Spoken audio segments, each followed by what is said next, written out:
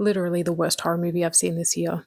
Hello, hello, hello. Today I'm doing my movie and book wrap up for May. I'm going to share everything that I watched and read in the month of May, so without further ado, let's get into it. The first thing I watched was Black Klansman on Netflix. This movie is a few years old, but it is based on a true story about an undercover cop that infiltrated the Klan. And I found it highly fascinating and full of tension. It was very well acted. Having said that, it was a bit more of a slow paced film. There were moments that dragged and could have been edited down. But overall, I recommend it. This is a fascinating part of history that not many people know about. Next, I watched Old Boy, which is a Korean thriller horror drama. And oh my god, this movie did not disappoint. I've been wanting to watch this for years now. It is said to be one of the best movies to come out of Korea, and I can see it. I don't want to give too much away, but it's about a man who is imprisoned for 15 years, and he doesn't know why or who has imprisoned him. One day he is randomly released and he sets out on a quest for revenge to get some answers. And those answers are devastating. I highly recommend it, but trigger warning, this is a very disturbing movie. I then went and saw Mother Mary at the cinema. This was a bit of a letdown for me. It's mainly a mumblecore film, which means it's basically just two people talking in a room.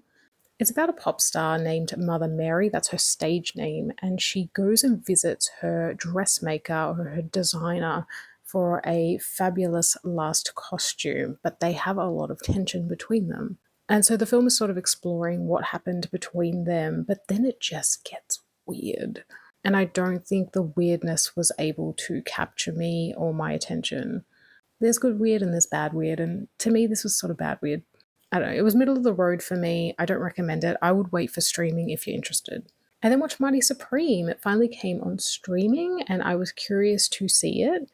And this is based on a true story of a man who became quite a successful table tennis player, but his personality is very much that of a con artist, and he just says and does whatever he can to fight his way to the top. And that doesn't make him a very likable person. I thought this was a really fascinating movie. It was so fast paced, it was a roller coaster ride. You think it's a movie about table tennis, it's so much more. I think Timothée Chalamet gave an incredible performance. I'm not a huge fan of him as a person. I do think he sort of played this character a little too well, if you know what I mean. But I do recommend checking it out. It is a good time. I then watched The Plague, which was our movie club pick of the month. It was my turn to pick, and I went with The Plague. And this movie is about a group of boys at a water polo camp. And one of them has a skin condition, and the other kids refer to him as having the plague, and they stay away from him and they tease him. And one day the lead boy sort of befriends him, and then he is the one that is targeted and said to have had the plague.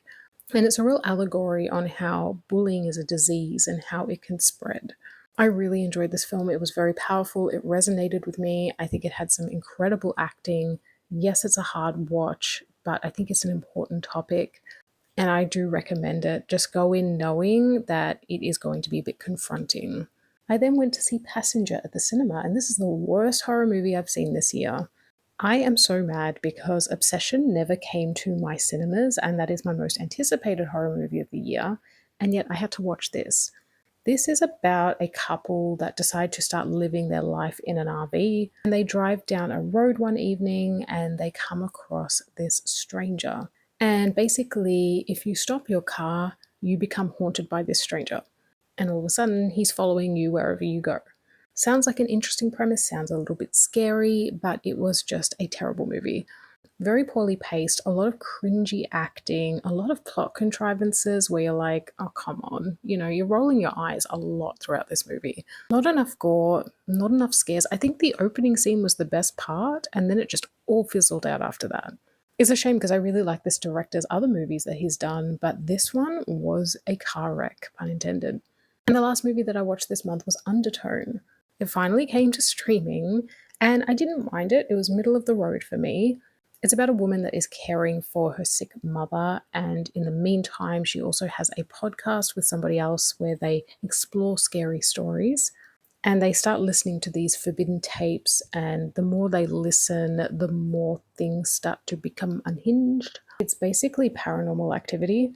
I think that it is a really great auditory experience. Some of the sounds are really creepy. And the ending was very scary. It got me. But it is a very slow film. It is boring. There's a lot that just drags. Barely anything happens. I almost fell asleep halfway through. And now on to books. I read the best book of the year, The Caretaker by Marcus Clearwell. And honestly, this author is the next Stephen King. I'm saying it. I loved his first book, We Used to Live Here. It was one of my favorite reads of that year. And this book, even better. This book is so scary. It's about a girl that is desperate for money. She needs money bad. So she takes this job that pays very well. And basically, all she has to do is be a caretaker for 3 days in a house. And you think, okay, what's the catch? Massive catch. She has to follow this exact set of rules. And if she doesn't follow them to a T, really bad things happen. So, for example, one of the rules is that in the middle of the night, the lights will randomly turn on, and she has to make sure that they are switched off.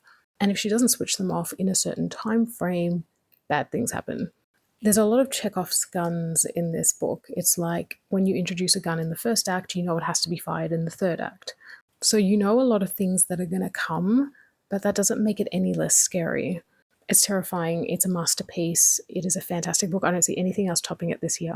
And the last book I read was The Christmas Tree Farm from Laurie Gilmore. Talk about the duality. I read a very scary book, and then I read a very smutty, wholesome, romantic comedy book.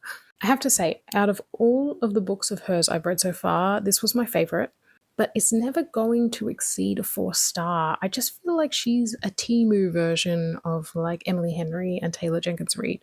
Her books never get that deep, and maybe they're not meant to, but I always want a little bit more and I never get it. Having said that, I really like the two leads. The female lead is my favorite out of all the leads in this series. And she buys this Christmas tree farm and sets it up, and then she meets a guy, and it's the typical stuff, but there is a lot of sex. This is a smutty book, make no mistake. Anyways, my friends, this is everything that I watched and read in the month of May. I am traveling to Melbourne now, so I'm not going to be watching anything else or reading anything else for the rest of this month. But next month, there are some goodies. Obsession is apparently coming to streaming, thank God. Finally, I will get to see Scary Movie 6. I will be seeing Backrooms. Hopefully Hokum comes out on streaming because I never got to see that either. And I will be reading some good books, so stay tuned for that wrap up.